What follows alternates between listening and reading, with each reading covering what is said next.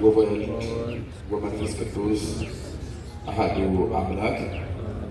ክቡር መምህራችን መምህር ካሳሁን ፊታ፣ የቤተክርስቲያናችን የስብከተ ወንጌል ኃላፊ፣ ክቡራን ሊቃውንተ ቤተክርስቲያን መምህራን፣ ቀሳውስት፣ ዲያቆናት እንዲሁም መዘምራን በየማዕረጋችሁ ለሰማይ ከዋክብትን ለምድር እፅዋትን ውበት ያደረገ እግዚአብሔር ለዚህ ታላቅ ቤተክርስቲያን ውበት ያደረጋችሁ የእግዚአብሔር ቤተሰቦች፣ የእናታችን የቅድስት ድንግል ማርያም ልጆች፣ አባቶቻችን፣ እናቶቻችን፣ ወንድሞቻችን፣ እህቶቻችን እንዲሁም ሕፃናት በኃያሉ በእግዚአብሔር ስም እንደምን ከረማችሁ?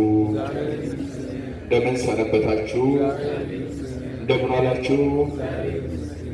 ሳይገባን እንደ ኃጢአታችን ብዛት እንደ ሰውነታችንም ክፋት ሳይመለከት በቸርነቱ በይቅርታው አቅፎ ደግፎን እስከዚህ ዕለትና ሰዓት አድርሶን በዚህ በተቀደሰው ተራራ በቤቱ ሰብስቦ እንድንማር፣ እንድናስተምር፣ እንድንዘምርለት፣ እንድናመልከው የወደደ የፈቀደ የሰራዊት ጌታ እግዚአብሔር አምላካችን ከፀሐይ መውጫ እስከ ፀሐይ መግቢያ በፍጥረታት ሁሉ አንደበት ስሙ የተመሰገነ ይሁን።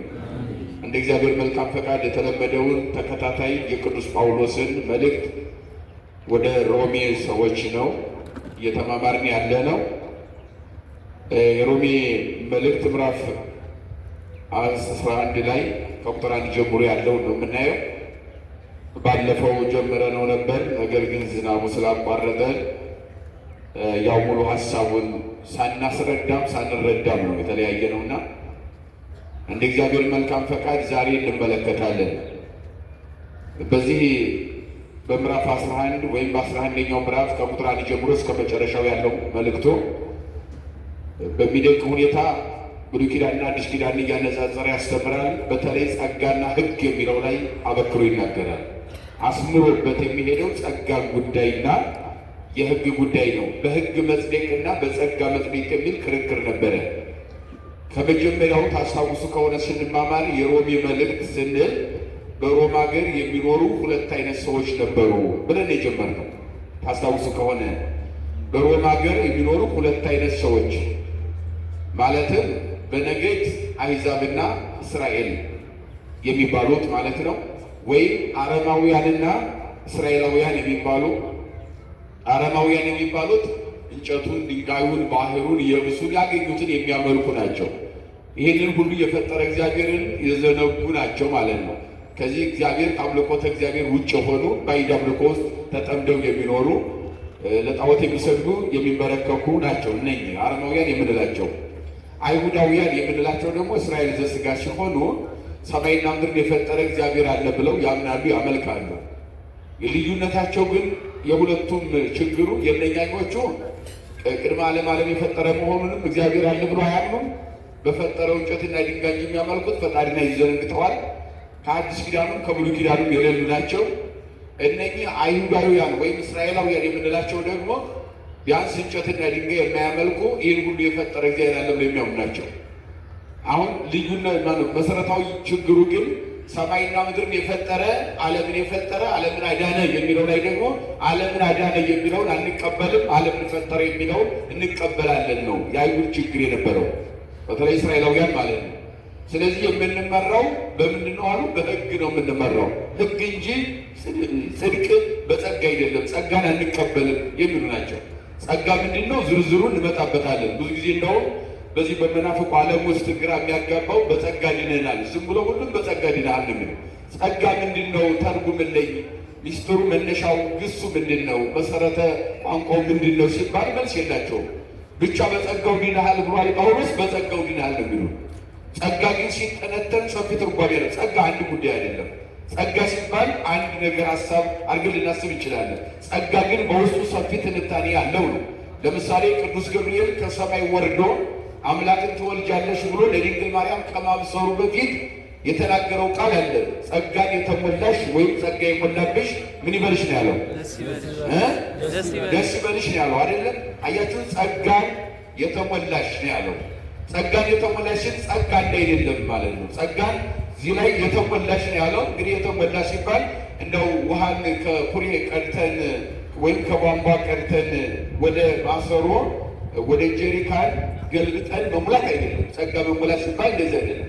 በዚህ መንገድ ልናስበው ስለማይገባ ሙሉ ጸጋ ያደረብሽ ማለት ነው። ወይ ሞላብሽ ማለት የቀረብሽ ጸጋ የሌለ የጸጋውን ሁሉ ባለቤት እንደው ባንቺ ላይ ሊያድር ወዷልና በማይጸንሽ ልትሸከሚው ነው ማለት ነው። ጸጋ የነቢያት ጸጋ አለ። ትንቢት መናገር፣ ሱባኤ መቁጠርና ተስፋ መስቀል መስበክ፣ የንስሐ ጥሪ፣ ወደ እኔ ተመለሱ ይላል የሰራዊት ጌታ እግዚአብሔር ብሎ መጥራት፣ ይሄ የተሰጠ የነቢያት ጸጋ ይባላል። የሐዋርያት ጸጋ ደግሞ ሂዱ ዓለም ሁሉ አስተምሮ ድውይ ፈውሱ፣ ለምጽ አንጹ፣ ዕውር አብሩ፣ ሙት አስነሱ ተብሎ አንድ ጸጋ አይደለም የተሰጣቸው። ይህ ሁሉ ጸጋ ተሰጥቷል። እኛ የዘረዘርነው ዘርዝርን የማንጨርሰው ጸጋ አለ። በነቢያትም ሐዋርያትም ወደ ሊቃውንትም ጸጋ ስንመለከት ገጸ ንባብ ትርጓሜ፣ ሀተታ ትርጓሜና መሰረተ ምስጢር ትርጓሜ፣ በነገረ መለኮት መራቀቅና መተንተን፣ ርቆ መሄድ፣ በስፋ አይምሮ ዓለምን የመቆጣጠር ብቃት ለሊቃውንት ተሰጥቷል። ይሄ ጸጋ ነው። ሌላው ለሰማዕታት ስለ ሰማዕታት በሰይፍ በስለት አንገታቸው እየተቆረጠ ደማቸው እየፈሰሰ እንዲሁም ሰይፍ እየረገጡ እሳት እየነደደባቸው በብረት አልጋ ላይ ተቀምጠው ከታች ከስር እሳት እየነደደ ደማቸው እየተንጠፈጠፈ እግዚአብሔር ማመስገን፣ በደማቸው የነደደ እሳትን እያጠፉ በእሳት ላይ ለእግዚአብሔር ምስክርነት መስጠት፣ ይሄ ለነቢያት ለሰማዕታት የተሰጠ ጸጋ ነው ማለት ነው። ስለዚህ ጸጋ በዝርዝር ብዙ ጸጋ አለ። ሌላው ደግሞ ወደ ሴቶች ስናመጣው እንግዲህ ነቢያትን የወለዱ አሉ። ነቢይ እንዲወልዱ ከእግዚአብሔር ጸጋ ተሰጥቷቸው ነቢያትን የወለዱ ሴቶች እናቶች አሉ። ጸጋ ተሰጥቷቸው ሐዋርያትን እነ ጴጥሮስን፣ እንድርያስ፣ እነ ያዕቆብ፣ እነ ዮሐንስ ሌሎቹንም የወለዱ ይህ ጸጋ የተሰጣቸው የሐዋርያት እናቶች አሉ። እንደገናም የሰማዕታት የነ ቅዱስ ጊዮርጊስ፣ የነ መርቆሬዎስ፣ የነ ፋሲለደስ የሌሎቹም የሰማዕታት የነ ቅድስት አርሴማ የነ ቅዱስ ክርስቶስ ሰምራ እነኚህም ሁሉ ደግሞ የወለዱ የቅዱሳን የሰማዕታት የጻድቃንን እናቶች አሉ። ይሄ ጸጋ ነው። በነገራችን ላይ ምንድን ነው? ጸጋ ነው። ሰማዕት ለመውለድ ጸጋ ያስፈልጋል አይደለም? ምን ያስፈልጋል? ሐዋርያ ለመውለድ ነቢይ ለመውለድ እናቶች ምን ያስፈልጋል? ጸጋ ያስፈልጋል። ይሄ ሁሉ ጸጋ ለእናቶች ተሰጥቷል። ለእያንዳንዱ እናት የተሰጠ ጸጋ እንደዚህ ሲኖር እሷ ግን ጸጋን የተሞላሽ አለና ለያት። ምን የተሞላሽ? አያችሁ ሲለያት ጸጋን የተሞላሽ አለ። እንደ ነቢያትን እንደወለደች እናት አይደለም፣ ሐዋርያትን እንደወለደች እናት አይደለም ጸጋሽ፣ ሰማዕታትን እንደወለዱ እናቶች አይደለም ጸጋሽ። አንቺ ግን ሰማዕታትን ነቢያትን ሐዋርያትንና እነሱን የወለዱትን ሁሉ የፈጠረውን እሱን የመውለድ ጸጋ ነው። አያችሁ የሞላብሽ ማለት ምን የቀረ ነገር የለም። ሁሉም ጸጋ ባንቺ ላይ ያድሯል ማለት ነው። በማን ላይ ያድሯል? የጸጋ ሁሉ ባለቤት በማን ማኅፀን አደረ? እንዲህ አስቡት እንጂ 20 ዓለማት ሊሸከሙት ተባብረው ቃለ ጉባኤ ይዘው ተስማምተው እንሸከም ቢሉ 20 ዓለማት አይሸከሙትም እግዚአብሔርን አይደለም። 20 ዓለማት የማይሸከሙት በመዳፉ ያዛቸው እግዚአብሔር በ15 ዓመቷ እኮ 9 ወር በማኅፀኗ ተሸከመችው ድንግል ማርያም። ይሄ ጸጋን የተሞላሽ ማለት ለአንቺ ያልተሰጠ ጸጋ የለም። ጸጋ ይሄ ብለን አንዘረዝረው። የጸጋ ሁሉ ባለቤት ለሁሉ ጸጋን የሚያድለው በአንቺ ላይ አድሯል ነው የሞላብሽ የሚለው የሉቃስ ወንጌል ምዕራፍ 1 ሲተነተን ጸጋ ይህን ትርጓሜ ይሰጣል። ከዚያ ከሴቶች ተለይተሽ ነው ቀጥሎ ያለው የተባረክሽ ነሽ። በምን ትለያለሽ? በሁሉም ነገር ትለያለሽ ድንግል ማርያም። ስንቱን እንዘረዝረዋለን እና እንደው በጸጋው ድናችኋል ወይም በጸጋው ድነናል የሚለው የሐዋርያውን ትምህርት አድርቆና መጥቆ በሰፋ አይምሮ በረቂቅ ሚስጥር ክንፍ ላይ በሮ ተመራምሮ አውቆ ተረድቶ ተምሮ ማስተማርና መረዳት ስለሚገባ እንደው ዝም ብለው ወገኖቻችን መጽሐፍ ቅዱስ ተሸክሞ በጸጋው ድነናል የሚለውን ብቻ ይዞ በጸጋው ድነናል የሚለው ማደናገሪያ ቃል ስለሆነ ዝርዝር ሀሳቡ ምንድን ነው ሲል ሐዋርያውን በደንብ አድርገን እንረዳዋለን። በመጀመሪያ ምን ይላል? እግዚአብሔር ሕዝቡን እንደማይጥል የፈለገው ሰው ኃጢአተኛ ቢሆንም እግዚአብሔር አይጥልም። ሰው ምን አይልም? አይጥልም። እግዚአብሔር ቢጥልማ እዚህ መች እንመጣ ነበር? እዚህ ማን ይሰበስበን ነበር? እግዚአብሔር የሚጥል ቢሆን ኃጢአታችንን ተቆጣጥሮ እርምጃ ቢወስድ እግዚአብሔር ቁሞ መሄድ ይቻላል? ንገሩ፣ ይቻላል? አይቻልም አይደለም? ግን አያችሁ ይሄ ራሱ ጸጋ ነው። በኃጢአት ወድቀን ክፎች ሆነን ብዙ ኃጢአት ሰርተን ሳለ አይ ልጆችን ምንም ኃጢአት ቢሰሩ ዕድሜ ለንስሐ ልስጣቸው ይመለሳሉ፣ እንዲህ ወድቀው አይቀሩም፣ በኃጢአት ወደ እኔ ይመለሳሉ፣ እኔን የሚያስደስቱበት ቀንና ሰዓት ይኖራል ብሎ አቅፎ ደግፎ አመጣን እግዚአብሔር። ይሄ ራሱ ስጦታ ጸጋ ነው። ጸጋ ቀጥታ ጸገወ ሰጠ ያለ የግዕዝ ቋንቋ ነው። ጸገወ ማለት ሰጠ ማለት ነው። ጸጋ ስንል ስጦታ ማለት ነው። አያችሁ፣ ጸጋ ስጦታ ነው። ምን ስጦታ ተሰጠ? ጸጋ ይዘረዘራል። ከዚያ በፊት ግን እግዚአብሔር ሕዝቡ በደል ቢበድሉም ኃጢአት ቢሰሩም እንደማይጥላቸው አስረግጦ ይናገራል። እንዲህ ይላል፣ እንግዲህ እግዚአብሔር ሕዝቡን ጣላቸውን ይላል። እንግዲህ እግዚአብሔር ሕዝቡን ጣላቸውን አላልሁም አይደለም፣ ወይም ሐሰብ ገደፎ ሙሉ እግዚአብሔር ሕዝቡ ማለት ነው። እግዚአብሔር ሕዝቡን በእውነት ጣላቸውን? ሐሰብ አይደለም፣ አልጣላቸውም ይላል።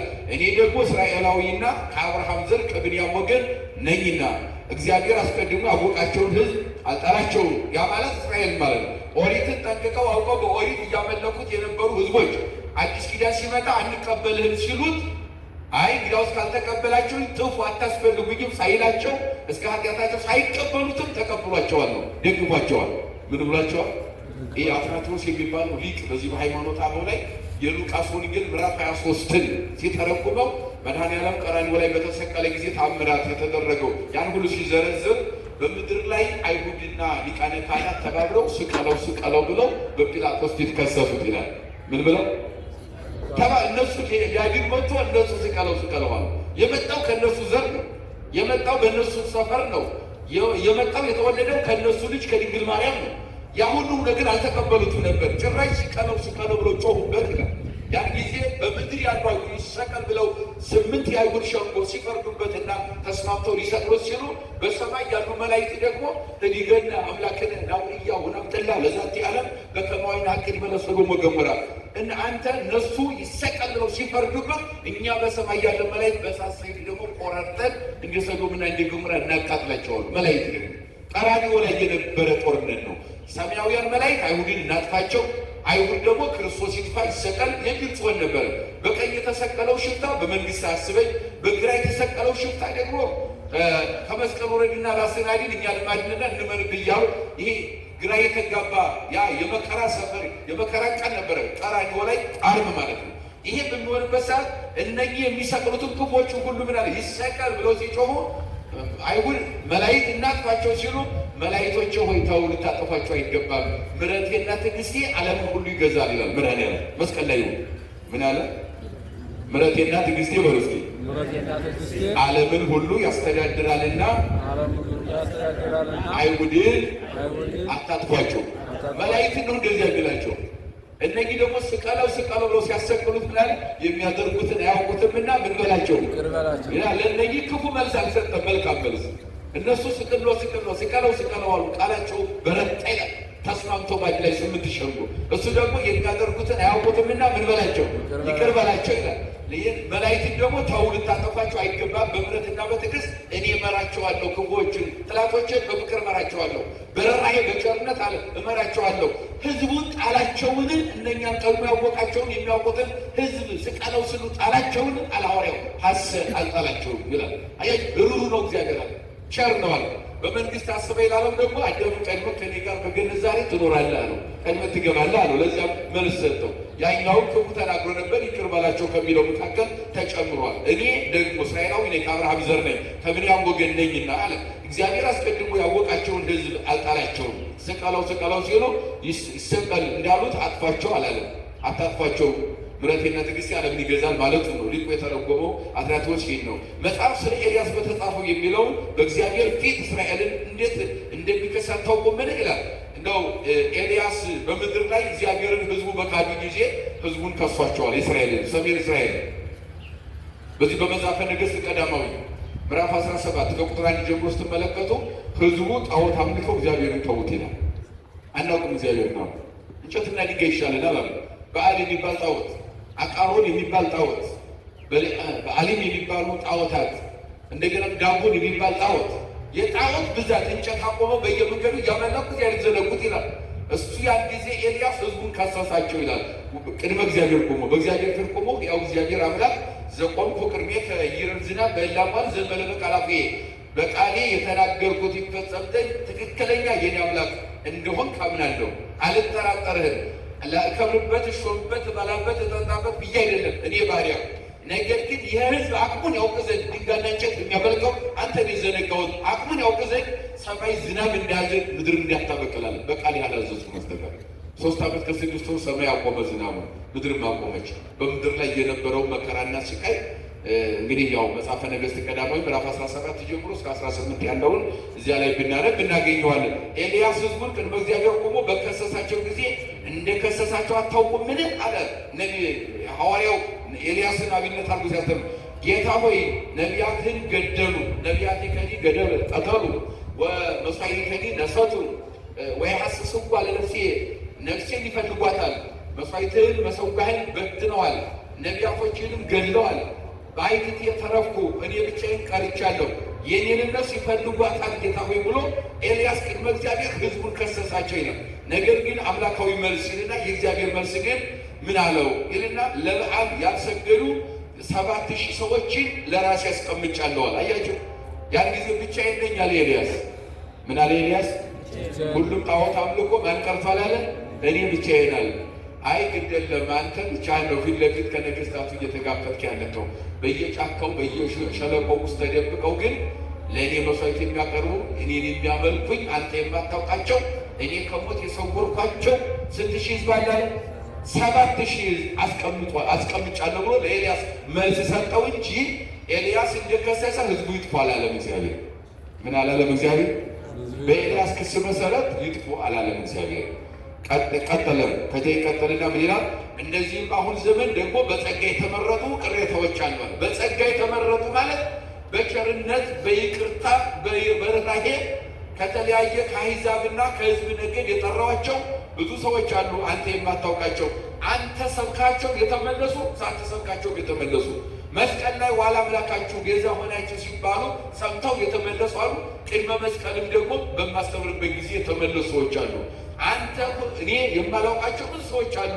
ኤልያስ የሚያውቃቸው ብዙ ሰዎች እንደነበሩ ጳውሎስ አንተም የማታውቃቸው ብዙ ሰዎች አሉ ብሎ እግዚአብሔር መልስ እንደሰጠው ነው የሚነግረው። እንግዲህ በጸጋ ነው የሚለው። ያው ጸጋ አንደኛ በብዙ አይነት ተረጎማል ብያቸዋለሁ። ጸጋ አንደኛ በጸጋው ድነናል ስንል ጸጋ ምንድን ነው አልኳችሁ? ትርጉሙ ቀጥታ ምንድን ነው?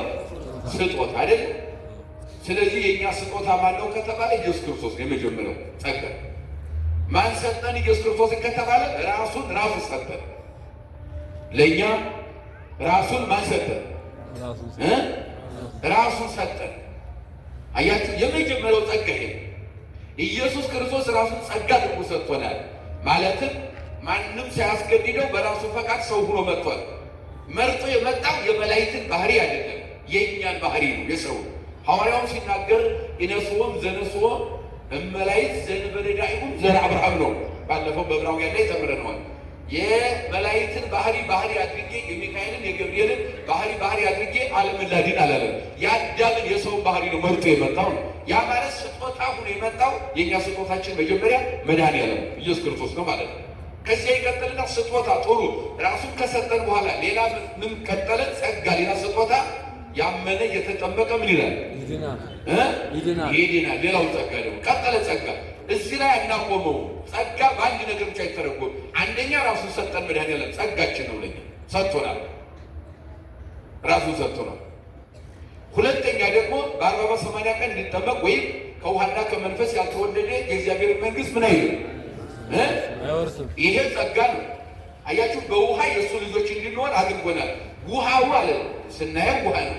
አሐዱ አብ ቅዱስ፣ አሐዱ ወልድ ቅዱስ፣ አሐዱ ውእቱ መንፈስ ቅዱስ ከተባለ በኋላ ግን ማየገቦ ነው። በቀራንዮ ጌታችን ተሰቅሎ ሳለ ለእንጊኖስ የተባለ ወታደር መጥቶ ጎኑን በጦር ወጋው ይላል። ጎኑን በወጋው ጊዜ በለፊደል አምሳል ሁለት ሆኖ መንታ ሆኖ ደምና ውሃ ፈሷል። ያ ደግሞ እኛ የነጻንበት የተቀደስንበት ነው። ማዩ ደግሞ ውሃው ደግሞ ዛሬ በ40 በ80 ቀን የምንጠመቅበት ማየገቦ የሚባለው ልጅነት የምናገኝበት ነው ማለት ነው። ስለዚህ ይሄ ነው ጸጋ ስጦታ። ራሱን ሰጠ። ከዚያ በኋላ ደግሞ ጥምቀትን ሰጠ። ከጥምቀት በኋላ እንደገና ደግሞ ከጥምቀት በኋላ ስንመለከተው ምን ሰጠን? ደግሞ ንስሐን ሰጠን። ምን ሰጠን? ንስሐ። ሁላችንም የወደቅን ስንሆን ግን የምንነሳበት ምርኩዝ አለ። ምን ይባላል? ንስሐ። ከወደቅንበት የምንነሳበት ምርኩዝ ምንድነው? ንስሐ ነው። አያችሁ፣ ከንስሐ ቀጥሎ እንደገና ደግሞ ራሱን ከሰጠን ብለናል። መጀመሪያ ምኑ ሰጠን? ንስሐ ግቡ ብሎ ቀጥሎ ምኑ ነው? ስጋውና ደሙ አይደለ? ይህ ሁሉ ጸጋ ተሰጥቶናል። ጾም አለ፣ ጸሎት አለ፣ ፍቅር አለ፣ ትሕትና አለ፣ ምጽዋት ጸጋ ነው። ይሁን ጸጋ በየደረጃው ይተነተናል፣ ይተረጎማል ማለት ነው።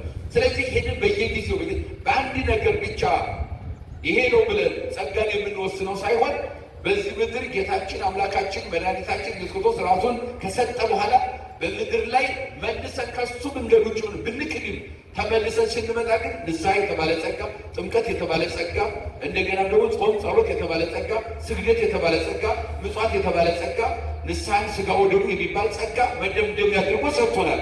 መልሰን የምንገባበት ብዙ መንገድ ያዘጋጅቷል። ጸጋ በየሁኔታው እንደየዘመኑ ሲተረጎም የሁሉ ጸጋ የተሰጠን ስለሆነ የእኛ ቤተክርስቲያን ይህን ሁሉ ደረጃ በደረጃ ተፈጽማለች። ከእግዚአብሔር የተሰጠ ምን ስለሆነ ጸጋ። ለምሳሌ 7ቱ ምስጢራት አሉ አይደለ? 7ቱ ምስጢራት ቤተክርስቲያኗ የምታከናውንባቸው ወይም የመንፈስ ቅዱስ ስጦታ ምሰሶዎች ናቸው።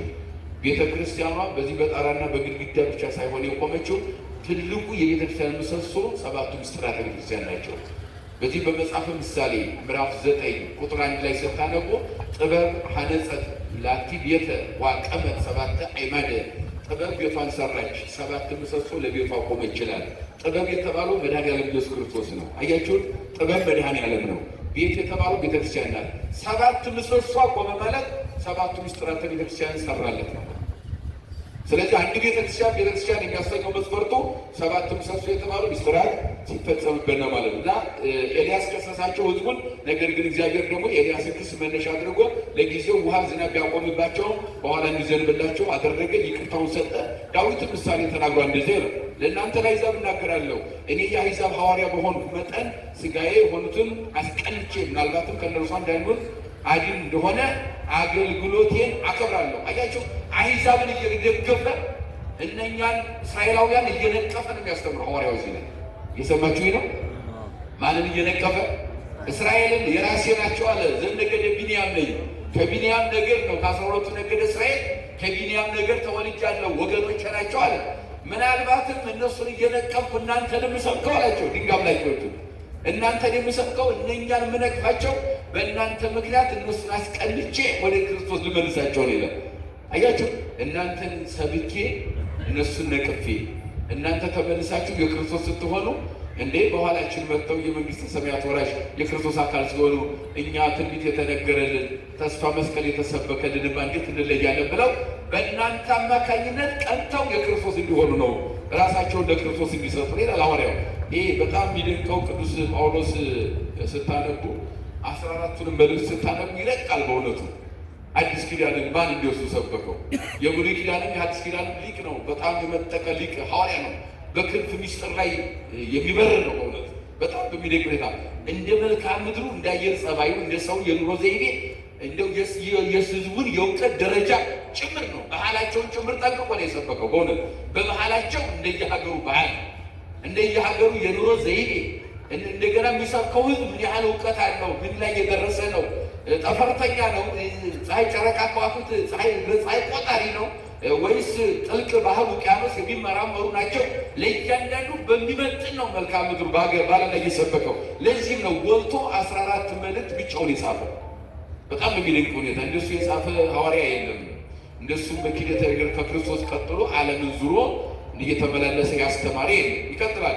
ነገር ግን ከቅርንጫፎች አንዳንዱ ሰበር፣ አንተም የበረሃ ወይራ የሆንክ በመካከላቸው ገብተህ ከእነርሱ ጋር የወይራ ዘይትም ከሚመጣው ስር ተካፋይ ከሆንክ በቅርንጫፎች ላይ አትመካ ይላል። አሁን እነኛ ነው እየነገራቸው ያለው።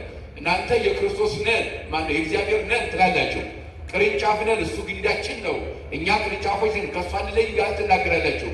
እኔ የወይራ ዛፍ ማለትም ያው ወይራ ዛፍ ጠንካራ ነው፣ እንደ ወይራ ዛፍ እንደዚያ እንደገናም ደግሞ ወዝ ያለው ነው፣ ዘይት ያለው ነው ወይራ።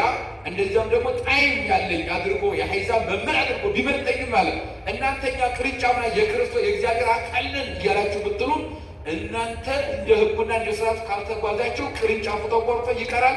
እንደገናም ደግሞ ሌላ ቅርንጫፍ መፍጠር ይችላል። እሱ ነው ዛፍ እያለ ክርስቶስ ማለት ነው። ያ ማለት እናንተ የእሱ ነን ካላችሁ እመኑበት። ምን በሉበት?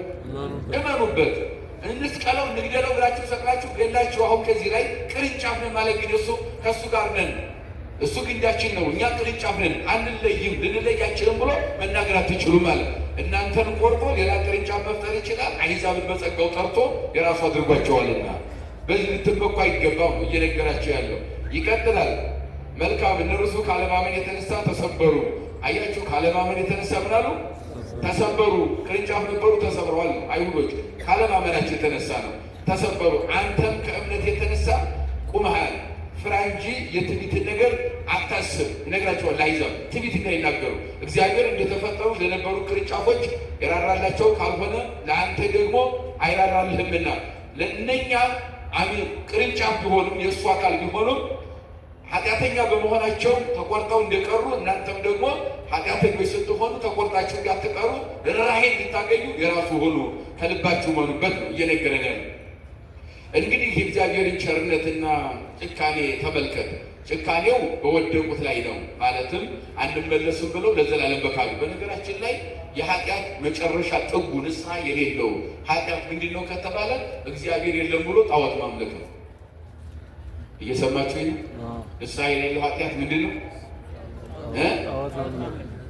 እግዚአብሔር የለም ብሎ የካደ ንስሐ የለውም። በነገር በየት በኩል?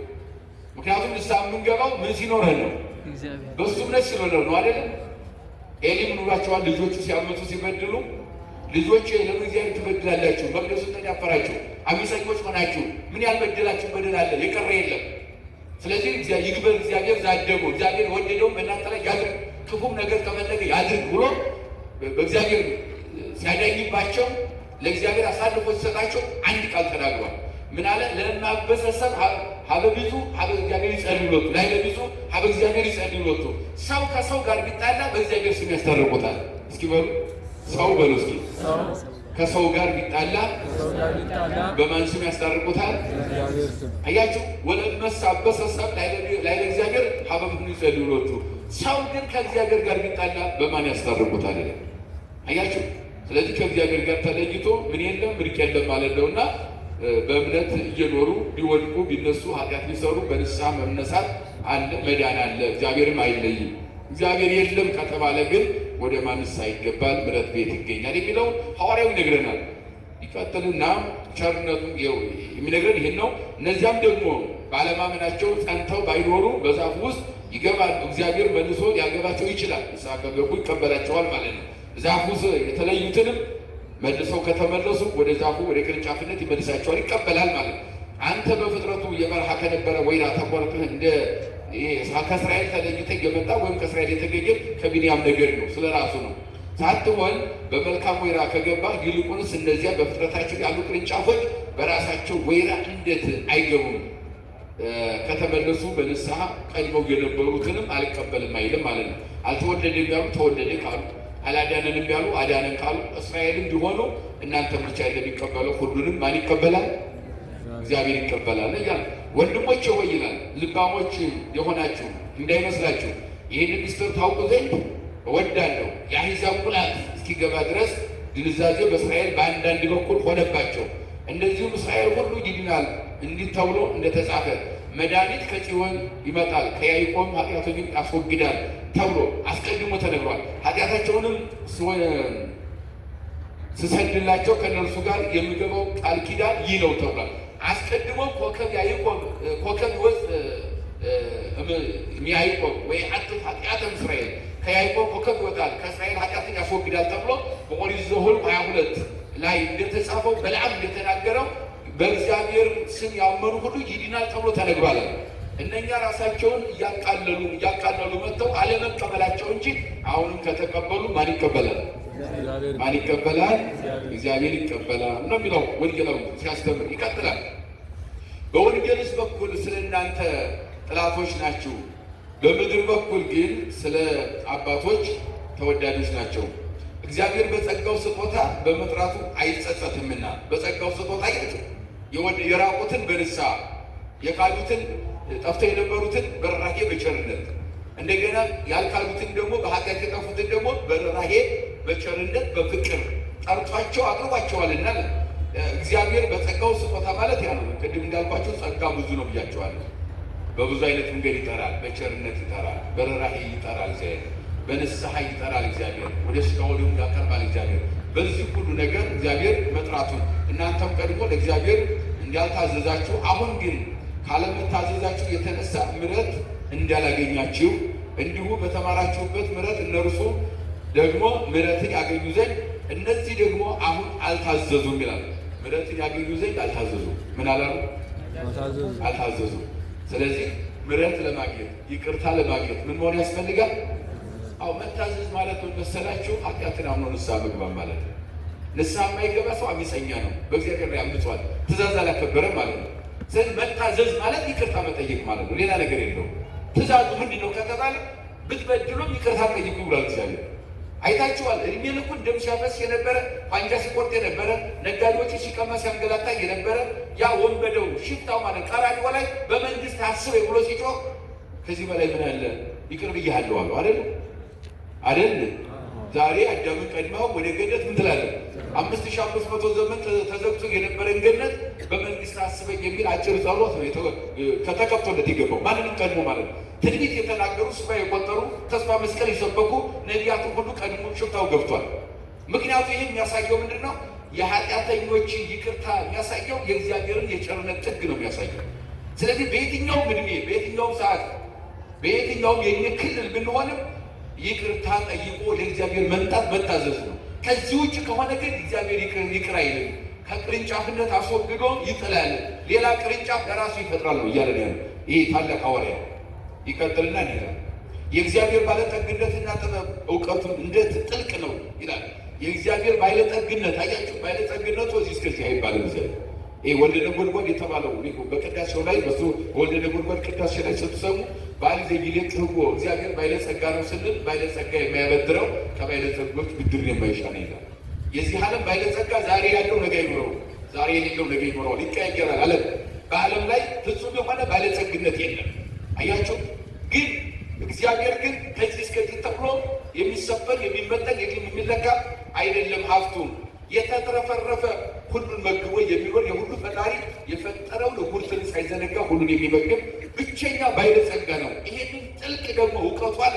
ከዚህ እስከዚህ የማይባል እውቀት እንዳለው ይህንን ማን መርምሮ ደረሰበት ይላል ሐዋርያው። አድንቆትን ይሄ ማድነቅ ነው።